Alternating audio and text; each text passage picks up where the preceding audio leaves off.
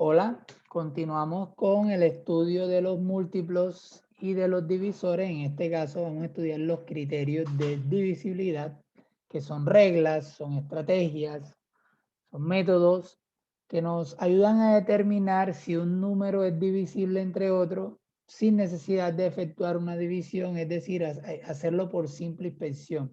Y nos facilita el trabajo para simplificar números, fracciones, para encontrar los divisores, obviamente, de un número, sería más sencillo. Hay varios criterios, vamos a estudiar algunos de ellos. Vamos a empezar con el criterio de divisibilidad por 2. Un número es divisible por 2 si termina en 0, 2, 4, 6 o en 8. ¿Qué quiere decir esto? Hombre, que un número se puede dividir entre 2 cuando termine en uno de estos dígitos. Por ejemplo, el número 356 es divisible entre 2, lo podemos dividir entre 2. Por simple inspección podemos ver que si termina en 6, en este caso hemos dicho, si termina en 6 es divisible entre 2. Eso es lo que me garantiza que lo puedo dividir entre 2. El número 863 no es divisible en 2 porque termina en 3. ¿Sí? Me dicen acá que para que sea divisible debe ser en 0, en 2, en 4, en 6 o en 8. Otro criterio bastante usado es la divisibilidad por 3. ¿Cómo sabemos si un número es divisible? Se puede dividir entre 3. ¿Cómo hacemos para saber? Entonces lo que se debe hacer es que se suman sus dígitos, ¿sí? Se suman sus dígitos. Y si esa suma es divisible, entonces pues ese número es divisible. Por ejemplo, 351, sus dígitos son el 3, el 5 y el 1. 3, 5 y 1. Sumamos esos tres números, me da 9. 9 es divisible entre 3, entonces por lo tanto el número 351 es divisible entre 3. El número 863 no es divisible entre 3. ¿Por qué? Porque al sumar sus dígitos 8, 6 y 3 nos da como resultado 17 y 17 no es divisible entre 3.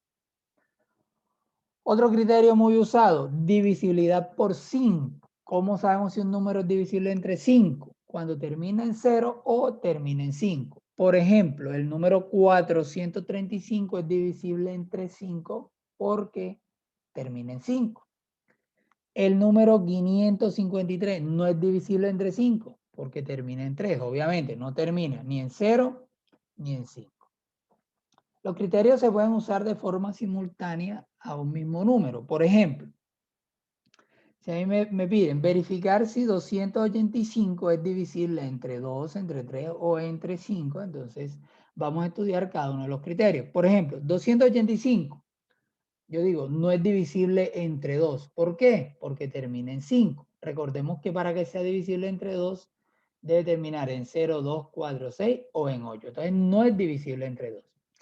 Es divisible entre 3. Sumamos sus dígitos. 2 más 8 más 5 da 15. 15 es divisible entre 3. Entonces sí es divisible entre 3. ¿Es divisible entre 5? Sí, porque el número 285 termina en 5. Entonces el número 285 es divisible entre 3, es divisible entre 5, pero no es divisible entre 2. Veamos otro ejemplo así. Verificar si el número 40 es divisible en 2, en 3 o en 5. Iniciamos con el 2. ¿El 40 es divisible en 2? Pues sí, porque termina en 0. Recordemos, divisible en 2, sí termina en 0, 2, 4, 6 o en 8. Entonces termina en 0 si es divisible entre 2. ¿El 40 es divisible en 3? Pues no, porque si adicionamos 4 y 0, que son sus dígitos, me da 4 y 4 no es divisible en 3. ¿El 40 es divisible en 5? Sí, porque termina en 0. Entonces, esos serían algunos de los criterios. Hay otros que estaremos estudiando en nuestras clases. Y adicional, pues se pueden realizar consultas. Pues, muchas gracias.